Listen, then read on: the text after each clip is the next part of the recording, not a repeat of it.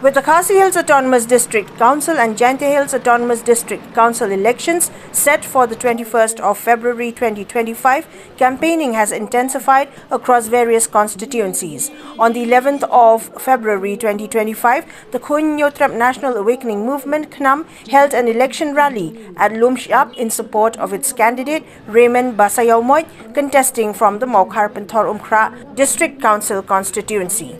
During his address, Basaiawmoit highlighted Khnam'S roots in the Khasi Students' Union and its continued commitment to issues affecting the indigenous community, including economic development and trade regulations. He stressed upon the party's focus on stricter trading license rules for non-locals, ensuring law and order and strengthening the legal framework of the district council.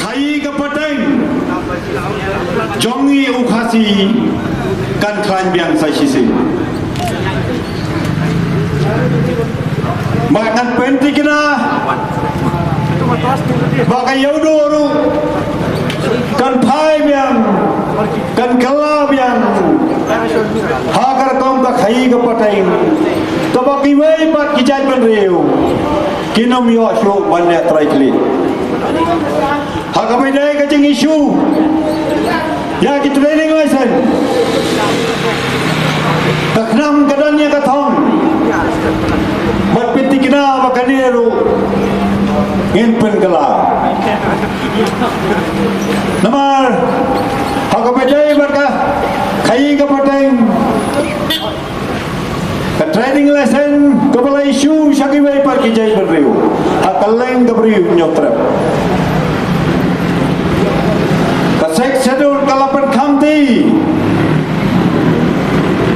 Panglayo yang katakan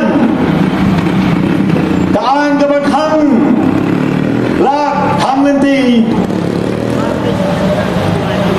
halor katakan kapan siam bagan bodil bagan peti kena sashi sen bagini kipoi ai kinomyo banrinu ya kilai-sen jambi ngapen tiknaru bagajat bare sashi sen kan sengsara ka khai ka patay namar ka JHADC council habang ya Khun ya kani election gin petikna ba ka petikna bangas ya Khun ya kani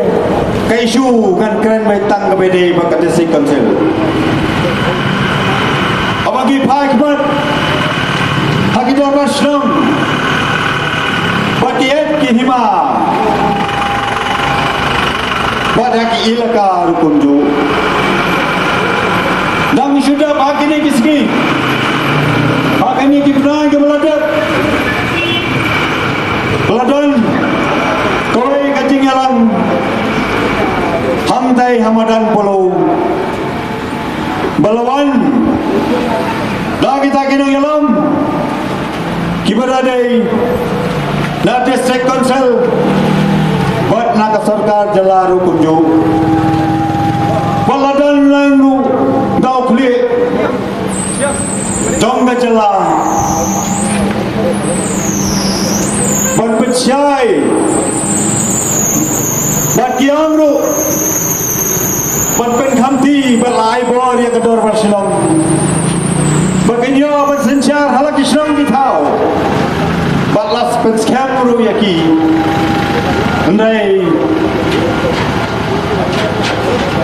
ngepet kaya kepadang sudah hak ini kita yau ke